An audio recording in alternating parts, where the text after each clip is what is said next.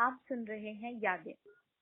Surprise कि आज अखिलेश द्विवेदी का यहाँ पर है, तो थोड़ा आज हमने उनको होस्ट की पोजीशन से दे दी है छुट्टी।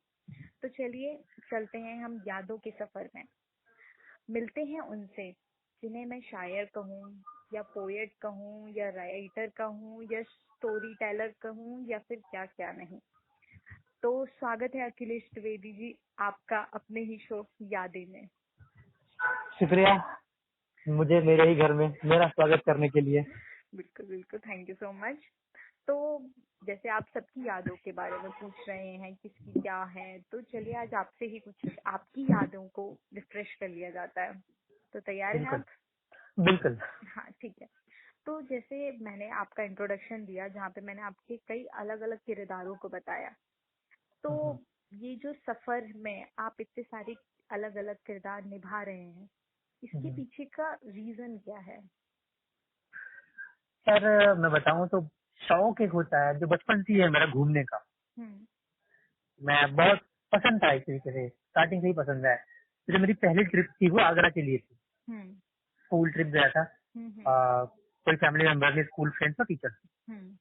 तो बस ये पहली शुरुआत थी जहाँ मैं घर से बाहर निकला, घूमना पसंद ही एक तरीके से था और फिर मौका भी मिल गया। उससे पहले जब भी कहीं गया था तो पेरेंट्स साथ किया हुआ था। अब रही बात कि आपने इतने सारे नाम दे दिए हैं, शायर, पोएट और पता नहीं क्या क्या, तो इसकी भी शुरुआत वहीं से हुई थी कि मैं उस ट्रिप पे जब गया था, लेकिन साथ में नोटबुक लेके गया था, कुछ लिखूंगा। क्या लिखूंगा ये नहीं पता, बस शौक था कि हाँ यार नोटबुक लेके चलते कुछ लिखेंगे। फिलहाल वो नोटबुक तो खाली आई वहां से। बस मन में बहुत सारी चीजें उस टाइम पे आ गई थी। तब मैंने ये देखा है ना, इसको भी क्या मुझे लिखना चाहिए, वो देखा है ना, वो ही बहुत अच्छा इंसिडेंट था। तो ऐसे ही स्टार्ट हुआ। और फिर जब हम खाली होते हैं एक तरीके से, जब घूमते रहते हैं अलग अलग जगहों पे, तो इस तरीके से कुछ काम तो होता नहीं। तो लोग कहते हैं अक्सर खाली दिमाग शैतान का घर, लेकिन जरूरी नहीं है वहाँ शैतान ही बैठे, हो सकता है वहाँ कोई अच्छी चीज बैठ जाए। बिल्कुल। तो ऐसे ही था, बस ये शुरुआत ऐसे ही हुई थी कुछ। अच्छा, तो फिर जैसे हर चीज का कुछ भी राइट करते हैं या फिर कुछ भी लिखते हैं, कुछ भी बताते हैं, तो उसके पीछे कोई सोर्स होता है। तो आप जो ये अलग अलग किरदार निभा रहे हैं, इनका जरूर कोई ना कोई सोर्स होगा। तो शुरुआत कहाँ से हुई बिल्कुल कि मतलब यहाँ से आपको रीजन मिल गया लिखने का? बिल्कुल सर शुरुआत तो मैं कहूँ तो ये अपने एक्सपीरियंसेस हैं। जब मैं 17 साल का था, घर से निकला था कि चलते हैं कुछ करके आएंगे। उससे पहले कुछ इंसिडेंट हुआ था जहाँ पे मुझे एक नए वर्ड की, एक तरीके से कहूँ तो जानकारी मिली थी, नया वर्ड मेरे सामने आया। क्या था वो वर्ड? तो अब ऐसे ही कि बस कुछ फ्रेंड्स और स्कूल में हो गई बातचीत, तो फिर मेरे सामने वर्ड आया कि इतना जोश और जुनून है तो जाओ डिफेंस ज्वाइन करो, वहां दिखाओ, यहाँ क्यों लड़ाई कर रहे हो तुम लोग। तो मुझे पता नहीं था ये डिफेंस वर्ड होता क्या एग्जैक्टली, क्योंकि इंग्लिश और बहुत दूर था मैं। घर आया, डिक्शनरी उठाई, मतलब घंटों खोजा, इंटरनेट और फोन तो था नहीं मेरे पास, पता भी ना इंटरनेट होता क्या है। तो डिक्शनरी में ढूंढा तो मालूम चला अच्छा ये इसका मतलब ये होता है। फिर और लोगों से पूछा, अरे यार ये कैसे करते हैं, इसका क्या मतलब है। तो वहां से मुझे मालूम चला नेशनल डिफेंस अकेडमी इसके बारे में कि ये अच्छा कुछ हो सकता है। तो फिर दिल्ली आया, दिल्ली से शुरुआत हुई। मेरा पहला इंटरव्यू फरवरी में था, जाना था मुझे। खैर वो भी मेरी पहली जर्नी थी जहाँ मुझे जाना था। पर कमाल की बात है, मैंने लाइफ की हर एक जर्नी खुद से स्टार्ट की, अकेले स्टार्ट की। जब मैं घर से दिल्ली आया था, 7 जुलाई का दिन था, वहां भी मैं अकेले ही घर से निकला था। और जब मैं उस दिन पहली बार मेरा पहला इंटरव्यू देने जा रहा था, तब भी मैं घर से अकेले निकला था। ऐसा कुछ नहीं था कि मतलब हाँ ठीक है चलो भैया जा रहा है मुझे स्टेशन छोड़ने या कोई और जा रहा है। हाँ बट अलग बात है कि जब मैं मेट्रो स्टेशन पहुंचा तो मेरे 2 फ्रेंड्स आ गए, अमन और रोहित। तो जितना एक्साइटेड मैं था उससे ज्यादा एक्साइटेड वो लोग थे कि यार अखिलेश नहीं जा रहा। तो बस वहां गया, वहां जो चीजें सीखी मैंने वो 5-6 घंटे में जो कुछ भी मिला मुझे, हाँ हालांकि रिजल्ट मेरे फेवर में नहीं रहा, लेकिन जो 5 से 6 घंटे थे ना, वहीं से लाइफ चेंज हो गई कि वो 5 से 6 घंटे बहुत कुछ देखे गए। अब जैसे मैं अगर बताऊं तो उस टाइम पे जो रिजल्ट अनाउंस करते हैं एसएसबी में, तो वहां पे लोग होते हैं बड़े ही लाइक एजुकेटेड टाइप में हैं या बहुत ज्यादा पढ़े लिखे हैं, इंग्लिश एनवायरमेंट से आए हुए हैं, या कहीं ना कहीं बहुत ही हाई क्लास सोसाइटी से बिलोंग करते हैं। बट मैं एक गांव से आया हुआ था छोटे से, तो मुझे बहुत सारी चीजें ऐसी थी जो पता ही नहीं थी। तो लाइफ में मुझे एक वर्ड मिला पहली बार, इंट्रोस्पेक्शन। पता ही नहीं था क्या होता है। तो जहाँ लोग रिजल्ट सुनने के बाद मोटिवेशन स्पीच सुन रहे थे, मैं वहां बैठ के ये सब लिख रहा था कि इंट्रोस्पेक्शन क्या होता है, सेल्फ रियलाइजेशन क्या होता है, एनालिसिस करना क्या होता है। मैं ये वर्ड्स लिख रहा था वहां पे। तो इसकी जो शुरुआत है, जो आपने कहा कि सोर्स क्या है, तो ये मेरे एक्सपीरियंस है जो मैंने ट्रैवल करके सीखा है। तो जैसे कि आप मतलब बहुत अच्छा एग्जाम्पल आपने सेट किया कि 17 साल की उम्र में एक लड़का गांव से आके दिल्ली आता है, एग्जाम क्लियर करता है, इंटरव्यू देने जाता है अकेले। मतलब ये बिल्कुल एक सही एग्जाम्पल है। लोग जनरली आजकल बोलते हैं ना, हमारे पास रिसोर्सेज नहीं है, हमारे पास गाइडेंस नहीं है। कई बार होता है कि हमें गाइडेंस की जरूरत नहीं होती, हम खुद अपने लिए रास्ता बनाते हैं। और आपने भी वो खुद अपने लिए सफर शुरू किया। हाँ, कह सकते हैं। तो जैसे कि होता है, आप बता रहे हैं आपने ये चूज करा, डिफेंस में जाना है, ये सब आपने स्टार्ट कर दिया पूरा। तो इसमें लोग कई बार इंटरफेरेंस करते हैं कि जैसे आपने बताया कि आपका फर्स्ट एसएसबी जो था वो आपके फेवर में नहीं था। तो लोग जजमेंट भी पास करते हैं, सजेशन देते हैं कि ये करो वो करो, काफी सारे एग्जांपल देते हैं। वो लाइक शर्मा जी का भी बेटा, गुप्ता जी का बेटा, वैसी वाली कुछ। तो आपकी लाइफ में भी ऑफ कोर्स ऐसे हुआ होगा, तो कैसे हैंडल किया आपने ये? खैर, इसके लिए सबसे इम्पोर्टेंट चीज है जो आपको लोग अगर कमेंट्स करते हैं, लोग बताते हैं, तो उसके लिए फैमिली सपोर्ट बड़ा इम्पोर्टेंट होता है। खैर, अगर मैं बताऊं तो अगर आप रास्ते में चल रहे हैं तो रास्ते में कंकड़ पत्थर, तो कभी कांटे, कभी धूप और कभी छांव तो मिलती है। बिल्कुल। तो जब कभी कांटे चुभते हैं तो मन करता है रास्ता बदल ले। लोग कहते भी हैं कि बदल ले, लेकिन वो एक अंदर से जुनून होता है ना कुछ करने का, कि नहीं यार अब डिसाइड किया है तो यही करेंगे। तो बस वो और एक सपोर्ट जो था फैमिली का, यार जो भी कर रहा है ठीक कर रहा, अच्छा कर रहा हो, अगर तुम्हें कुछ जरूरत है करने की तो इसको और अच्छा करने की जरूरत है, ताकि तुम अब से मार्क आ जाओ, बस और कुछ नहीं। तो वो ऐसा कुछ था नहीं कि जहाँ मेरे रास्ते मुझे लगा हो कि बहुत बड़ा रोड़ा रहा हो, और इसमें फिर एक वो है कि तो यही है कि चलता रहूंगा इस पथ पर, चलने में माहिर बन जाऊंगा, या तो मिलेगी मंजिल या सच्चा मुसाफिर बन जाऊंगा। मुसाफिर बन जाऊंगा, वेरी गुड। तो मतलब एक यहाँ से एक नया वर्ड मतलब मुझे मिला, मुसाफिर, जो आपसे सुनने को मिला मुझे। तो एक मुसाफिर होता है जिसे मतलब इधर उधर जाना, ट्रैवलिंग करना काफी पसंद होता है। बिल्कुल। तो आपने जैसे मेंशन किया, आपने काफी सारी मतलब प्लेसेस आपने विजिट करी हैं। ऐसी कोई पर्टिकुलर प्लेस जो दिल के पास रह जाती, बोलते हैं ना कुछ सिखा जाती है कई बार, या फिर वहाँ जाना इतना अच्छा लगता है कि मन करता है बस वहीं बार बार जाते रहो? बिल्कुल। तो मैं अगर किसी एक शहर, एक पर्टिकुलर प्लेस को कहूँ तो कहीं ना कहीं नाइंसाफी होगी दूसरों के साथ, क्योंकि हर जगह मुझे उतनी ही पसंद आई जितनी मुझे कोई एक पसंद आई। जैसे मैंने ट्रैवल किया है, ऑलमोस्ट 40 प्लस सिटीज हो चुकी है मेरे लिए, जहाँ मैं ट्रैवल कर चुका हूँ। तो उसमें अगर मैं कुछ को बताऊं तो जैसे देहरादून, वाइजैक और भोपाल, कोयम्बतूर मुझे बहुत पसंद आया। हालांकि भोपाल थोड़ा ज्यादा करीब है मेरे दिल के, क्योंकि मैं कई बार स्टार्ट भी वहीं से किया था और ऑलमोस्ट 5 से 6 बार मैं वहीं गया हूँ अपने एसएसबी के लिए। और इवन हर साल एक बार मैं वहाँ चला ही जाता हूँ भोपाल, वो मुझे बड़ा पसंद है। और वाइजैक मुझे बहुत पसंद है, वहाँ जाना चाहता हूँ, बट वो काफी दूर हो जाता है, इसलिए जा नहीं पाता हूँ। तो जैसे आप हर किसी की लाइफ में बोलते हैं ना, कोई पीक पॉइंट आते हैं, तो या फिर ब्रेक डाउन बोल दो, या फिर कहा जाए कि खुद को संभालना गिरकर, क्योंकि जनरली क्या होता है कि लोग रास्ता वो छोड़ देते हैं अगर वो गिर जाते हैं, खुद उठते नहीं है, संभलते नहीं, या फिर कोई मोटिवेशन कुछ चीज का मतलब ऐसे सोर्स ढूंढते हैं। आपने उस चीज को कैसे हैंडल किया? इसका सबसे बड़ा मैं अगर कुछ कहूँ तो सबसे पहली चीज होती है ना, वो एक तरीके से फैमिली सपोर्ट मैं फिर से करना चाहूंगा कि वो होना बड़ा इम्पोर्टेंट है। अगर आप कुछ कर रहे हैं, कभी लाइफ में फेलियर आ रहे हैं, तो वो होता है। इसके अलावा आपका एक मोटिवेशन खुद का होता है कि यार मुझे कुछ करना है। फिर कि लाइफ है तो लाइफ में कुछ ना कुछ चेंजेस हमेशा आते रहेंगे, कभी अप कभी डाउन। तो एक लाइफ का मोटो बना मेरा जो रहा कि अगर चेंज है ये लाइफ लॉन्ग प्रोसेस है और ये चलती रहेगी। अगर मुझे आज करना है मैं आज कर सकता हूँ, मुझे कल करना है मैं कल कर सकता हूँ, और अगर मुझे करते रहना है मैं करता रहूंगा। ये एक मोटो बना और यही कॉन्टिन्यूस चलता रहा। अच्छा। और फिर जो मेरे एक्सपीरियंसेस रहे जर्नी के, एसएसबी के, वो काफी हेल्पफुल रहे। अकेले बैठ के सोचना, अपने आप को रिस्टोर करना, एक तरीके से अपने माइंड को काम करना, ये सब चीजें उसमें साथ रही काफी। तो जैसे आप बता रहे हैं, मुझे इससे यही पता लग रहा है कि आपकी फैमिली आपका बिल्कुल बोलते हैं स्ट्रेंथ रही है आपकी, बिल्कुल, जिसने बिल्कुल आपका साथ नहीं छोड़ा कभी भी।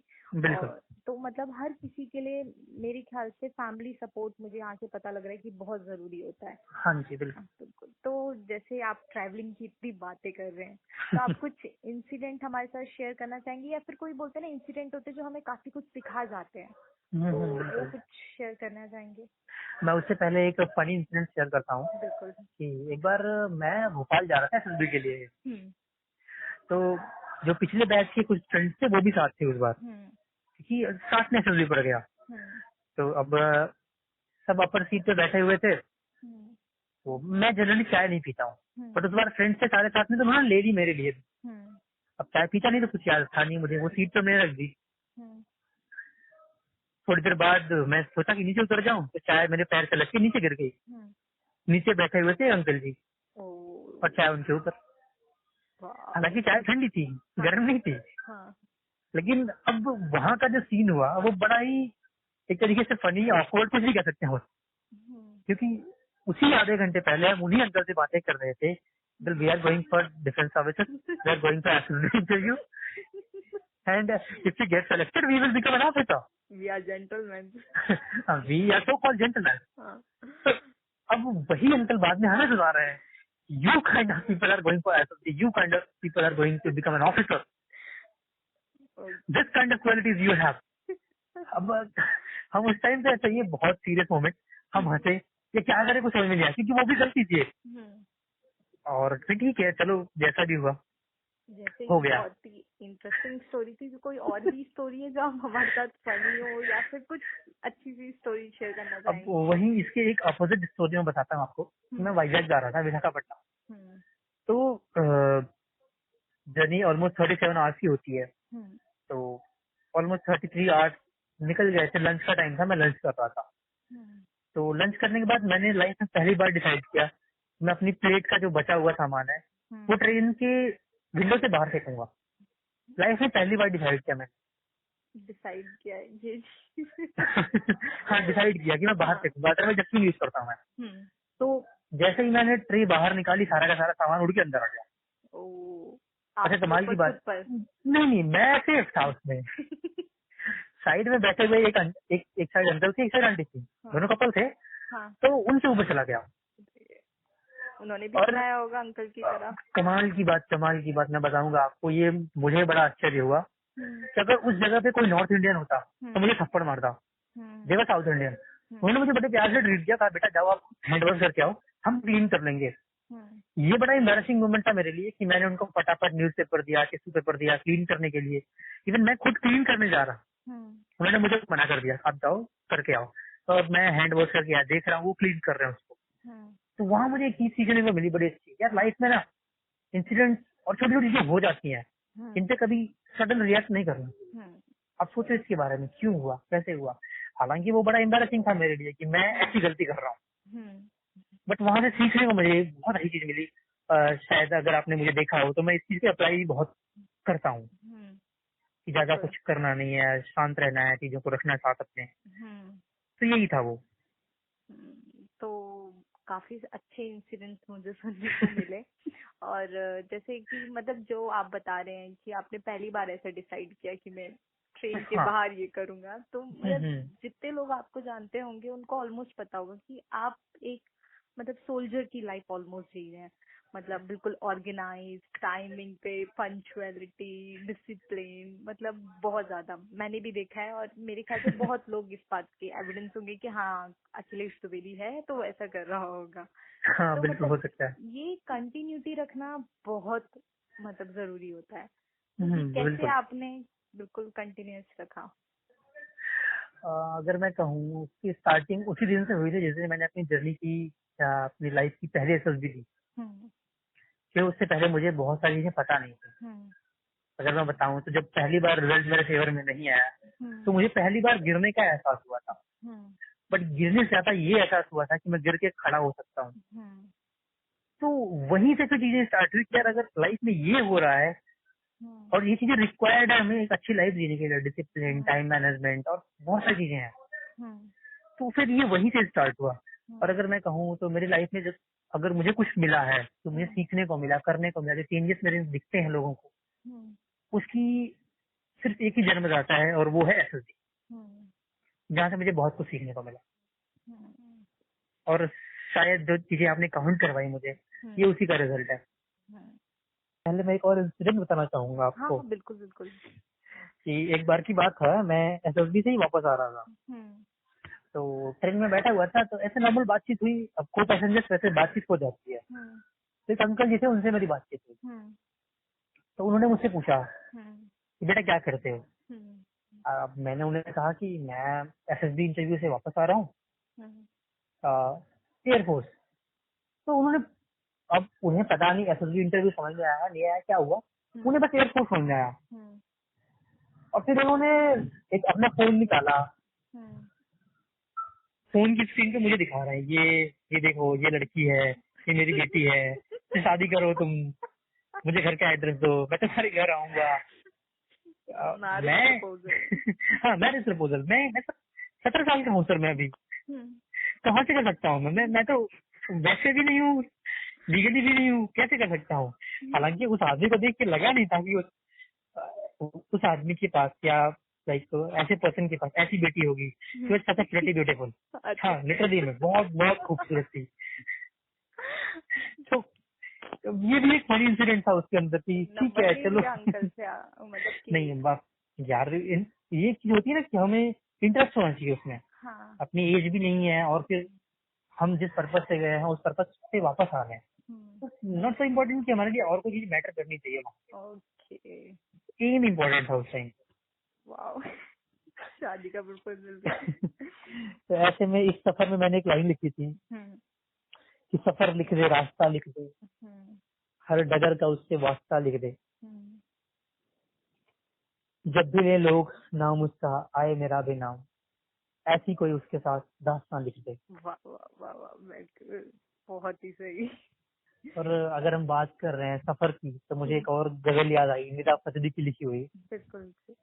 तो उन्होंने, उनकी ये कुछ चंद लाइनें मैं सुनाऊं, अगर बताऊं कि अपनी मर्जी के कहां, अपने सफर के हम हैं, रुख हवाओं का जिधर का है उधर के हम हैं।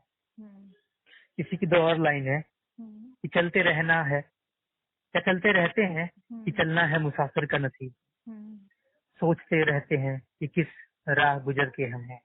वाह वाह, बहुत ही सही, बहुत ही शानदार।